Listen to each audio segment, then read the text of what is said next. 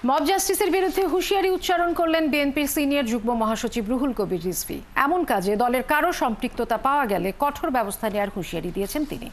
বর্তমান অন্তর্বর্তী সরকারের এই ধরনের মব নিয়ন্ত্রণ করতে না পারাকে সবচেয়ে বড় ব্যর্থতা হিসেবে দেখছেন আরেক রাজনৈতিক দলের প্রধান জুনায়েদ সাকি। সুমন তানভীরের প্রতিবেদন। ৫ আগস্ট রাজনৈতিক পট পরিবর্তনের পর পুলিশের অনুপস্থিতি বা তাৎক্ষণিক ব্যবস্থা নেওয়ার ক্ষেত্রে দুর্বলতার সুযোগে অনেককেই দেখা গেছে আইন হাতে তুলে নিতে।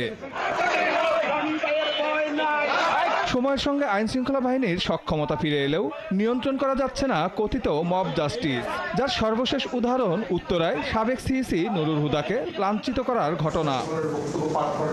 এই ঘটনার পর সামাজিক যোগাযোগ মাধ্যম থেকে শুরু করে রাজনৈতিক মহলে তীব্র প্রতিক্রিয়া দেখা গেছে। গণসংহতি আন্দোলনের প্রধান সমন্বয়কারী জুনায়েদ সাকি বলছেন, মব নিয়ন্ত্রণ করতে না পারা বর্তমান অন্তর্বর্তী সরকারের সবচেয়ে বড় ব্যর্থতা।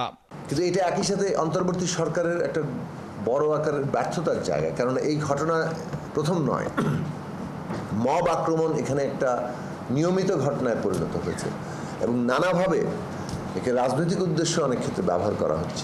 নুরুল হুদার ঘটনায় স্থানীয় বিএনপির অঙ্গ সংগঠনের নেতাকর্মীদের জড়িত থাকার অভিযোগের বিষয়ে কথা বলেন দলটির সিনিয়র যুগ্ম মহাসচিব রুহুল কবির রিজভী। পরিষ্কার জানিয়ে দেন, মব জাস্টিসের সঙ্গে দলের কেউ জড়িত হলে ছাড় দেওয়া হবে না। কাউকে ডিম ছুঁড়ে মারা হবে, কাউকে জুতা নিক্ষেপ করা হবে এবং বাড়িতে লোকজন গিয়ে তাকে টেনে হিচড়ে বের করবে।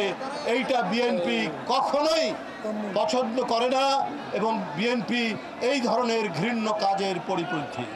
অবশ্যই যারা এই কাজের সাথে জড়িত, তারা যারাই হোক, যারাই এই কাজ করেছে, তাদের অবশ্যই এই সরকারকে খুঁজে বের করে তাদের দৃষ্টান্তমূলক বিচার করতে হবে।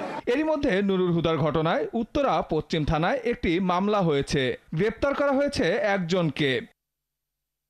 সুমন তানভীর, ৭১, ঢাকা।